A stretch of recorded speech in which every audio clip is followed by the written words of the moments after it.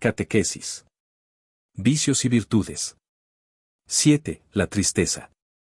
Queridos hermanos y hermanas, buenos días. En nuestro recorrido de catequesis sobre los vicios y las virtudes, hoy nos detenemos en un vicio bastante feo, la tristeza, entendida como un abatimiento del ánimo, una aflicción constante que impide al ser humano experimentar alegría por su propia existencia.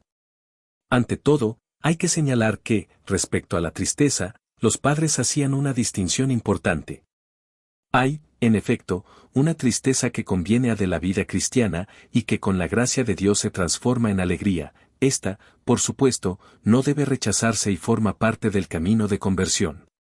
Pero existe también un segundo tipo de tristeza que se insinúa en el alma y la postra en un estado de abatimiento. Es este segundo tipo de tristeza el que hay que combatir resueltamente y con todas las fuerzas, porque procede del maligno. Esta distinción la encontramos también en San Pablo, que cuando escribe a los Corintios dice lo siguiente. La tristeza que proviene de Dios produce un arrepentimiento que lleva a la salvación y no se debe lamentar, en cambio, la tristeza del mundo produce la muerte. 2 Joar 7,10. Hay, entonces, una tristeza amiga que nos lleva a la salvación.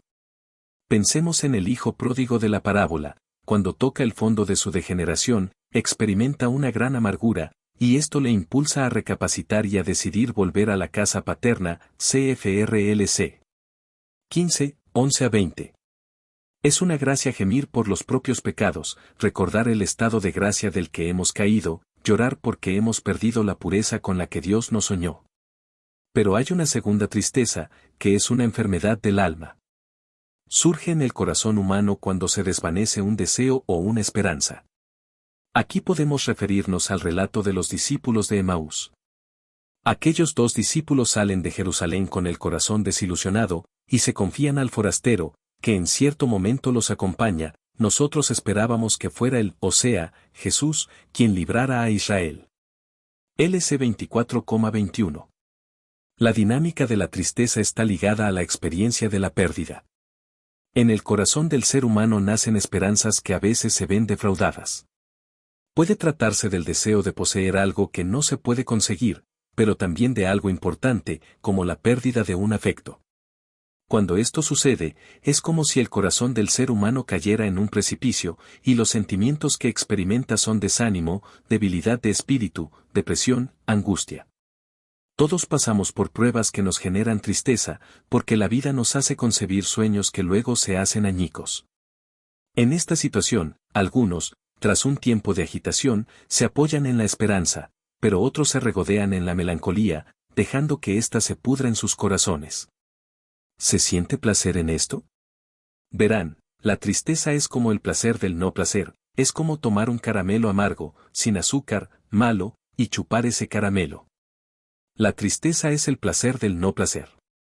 El monje Evagrio explica que todos los vicios persiguen un placer, por efímero que sea, mientras que la tristeza disfruta de lo contrario, del adormecerse en una tristeza sin fin.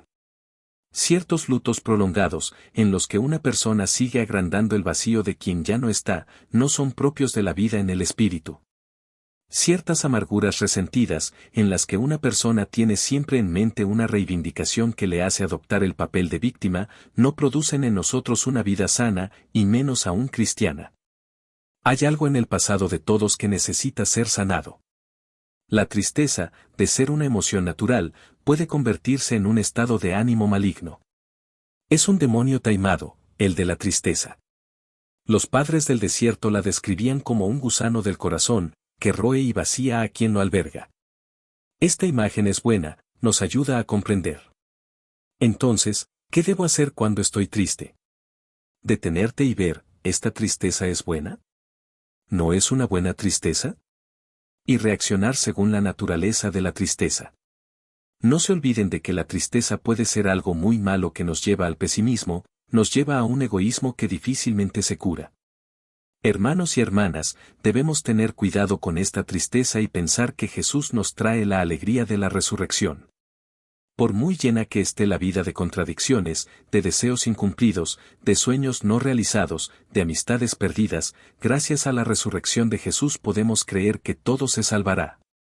Jesús ha resucitado no solo para sí mismo, sino también para nosotros, a fin de rescatar todas las felicidades que no se han realizado en nuestras vidas. La fe expulsa el miedo, y la resurrección de Cristo quita la tristeza como la piedra del sepulcro. Cada día del cristiano es un ejercicio de resurrección. George Bernanos, en su famosa novela Diario de un cura rural, hace decir al párroco de Torcy lo siguiente: la Iglesia dispone de la alegría, de toda esa alegría que está reservada a este triste mundo. Lo que han hecho contra ella, lo han hecho contra la alegría. Y otro escritor francés, Léon Bloy, nos dejó esta maravillosa frase: no hay más que una tristeza, la de no ser santos. Que el Espíritu de Jesús resucitado nos ayude a vencer la tristeza con la santidad.